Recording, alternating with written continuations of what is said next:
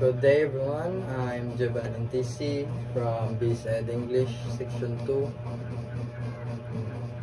I'm doing this video to discuss what metacognition, components of metacognition, metacognitive regulation and control, and lastly the metacognitive teaching strategies. Let's talk about the metacognition first. Metacognition is the process of thinking about thinking, one that used to make decisions, maximize learning outcomes, and help students meet their goals. Metacognition is thinking not just about the what of thinking, the what of learning, but the how. Metacognition is all about creating the best possible opportunity to learn what you're trying to learn. So when you're learning something, you stop to consider what you're trying to learn, what you know, how you're trying to learn it, how effective your strategies are, and what you can do differently to improve your strategies. Next, talk about the two types of metacognitive knowledge. The first one, the metacognitive knowledge, and the second one is the metacognitive regulation. Let's talk about the first metacognitive knowledge. Metacognitive knowledge is the main components of metacognitive knowledge. Being aware of your cognitive process means that you understand your thinking. Example, knowing you will gain from your study season if it takes place in a quiet place. So rather than a loud, disruptive room, you recognize that you have more difficulty focusing with many distractions. So the next one, the metacognitive regulation. Metacognitive regulation, it has to do with people's control over cognition and learning experience through a set of methods, activities that help people regulate their learning. Example, my classmate realized that reading through his notes is not helping him understand the material. So he takes the time to evaluate his strategies and comes up with a new one. So that's the two types of metacognitive knowledge. Now let's talk about the three types of metacognition process. The first one is the planning, second is the monitoring, third is evaluating. Let's talk about the planning first. Planning is the ability to plan learning activity. So it is a form of decision making, and planning allow us to decide what to do first. The next one is monitoring. Monitoring, the ability to monitor learning process. The ability to monitor learning process and issues with the process. So it means that you have special duty or responsibility, so you can ask yourself, if am I doing things according to what is the plan or according to the process. 3. Evaluating. Evaluating is the ability of the effectiveness of learning strategy to determine whether he would change strategy, give up, or end this activity. So evaluating, it is developing a sound judgment about the process and outcome of thinking. So I help you guys to summarize this three.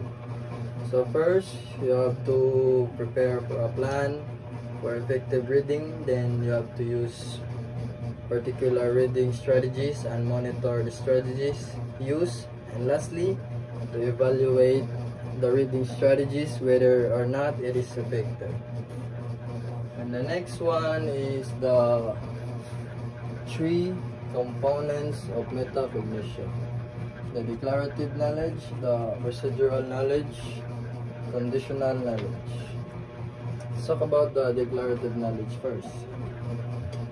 Declarative knowledge, it refers to as the factual knowledge of the learner needs before being able to possess or use critical thinking related to the topic. So it means that you should have prior knowledge or at least basic knowledge about a thing before you'll be able to use or apply critical thinking. Declarative knowledge, it is knowing about what or about that. Knowledge of one's skills, intellectual resource, and abilities.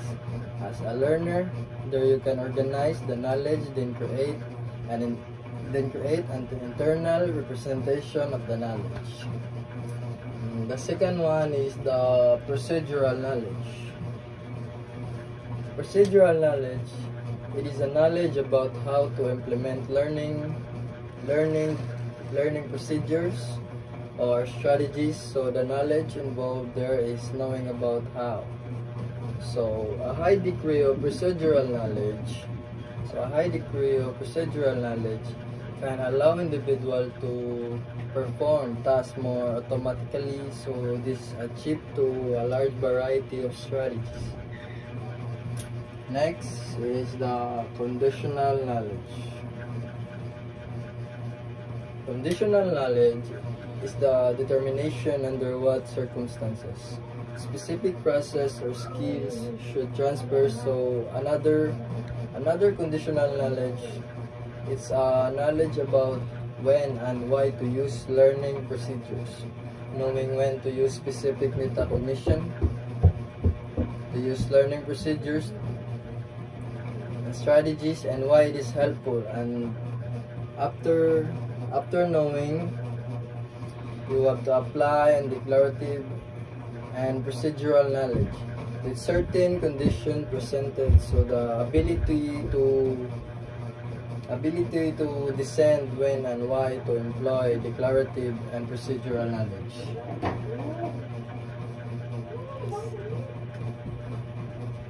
So let's talk about the 5 metacognitive teaching strategies. First is the think aloud. Next is the journalizing. And the third one is the error analysis.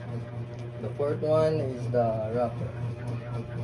And the last one is the peer mentoring. So let's talk about the first metacognitive teaching strategy. Think aloud. Think aloud. It helps learners to think about their thinking as they undertake a task. The learner report their thoughts while they do it. So one of the example of this think aloud is reporting.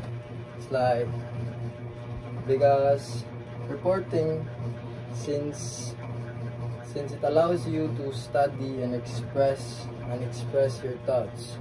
So reporting is the best example of think aloud.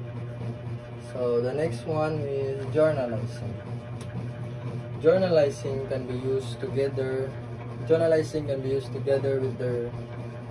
with think aloud. Learners write what was in their mind when they selected an answer, and the learners further choice. So the best example for journalizing is like writing an essay. While writing an essay, it allows you to express your thoughts. It's the best example for journalizing. So the next one is error analysis. Error analysis, it is a systematic approach for using feedback metacognitively to improve one's future performance. So, example sa error analysis is like demonstration. One of the best examples sa error analysis, like demonstration. Since your mentor informs you or your mistakes and give you areas of your improvements. So the next is the wrapper. Wrapper is an activity that foster learner metacognition before, during, and after class. So the best example for wrapper is when the teacher asks the student what or how the topic will go, like learning guesses. So the last one is the peer mentoring.